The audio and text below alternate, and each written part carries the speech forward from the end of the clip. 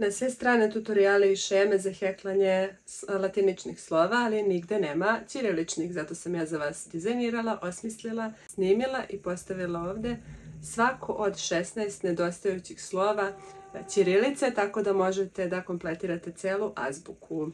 U nastavku pratite. Sada heklamo slovo G. Ćirilično, znači heklica 3,5 mm. Koristimo vintage koton ili inci koton, koton univerzal.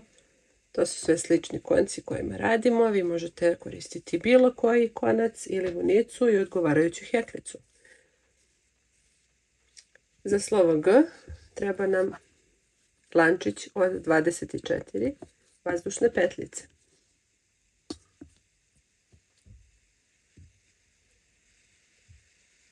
1, 2, 3, 4, 5, 6, 7, 8, 9, 10,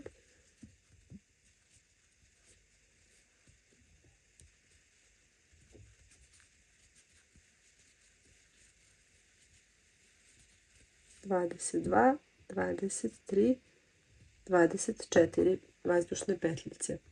Preskačemo prve dve petljice do heklice, a u treću stavimo jedan visoki stubić. Isto radimo samo visoke stubiće. Znači, ovo će biti prvi visoki stubić i u narednih 6 petljica stavljamo po jedan visoki stubić.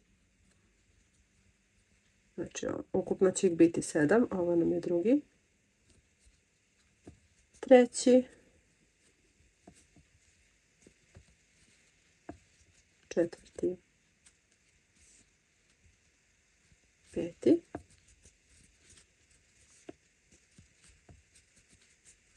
šesti,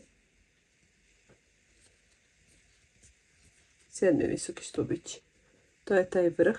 Sad ćemo da se spuštamo na dole. Proverimo još jednom. Imamo ih 7. Sada ćemo da se spuštamo na dole. Prije toga u narednu petlju stavljamo 4 visoka stubića. 1. Sve u istu petljicu. 2. 3. 4.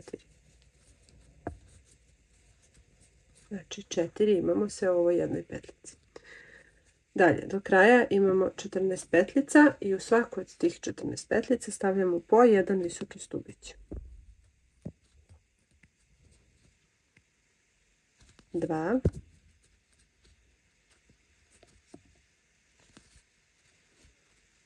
3. 4. 5. 6. Sve isto radimo do kraja.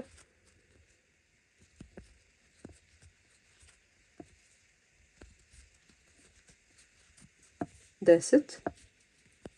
Ostaje nam samo 4 petljice do kraja i u svakoj od tih 4 petljica po jedan visoki stubić. Vrlo jednostavno se radi ovo slovo i brzo. Posljednja petljica, tu je. To je to. Isečemo višak, ostavimo deo konca za ušivanje, 10 cm, izvučemo nit i poslije ćemo samo da pozadi osiguramo krajeve i ušijemo. I gledajte sada, to je naše slovo G.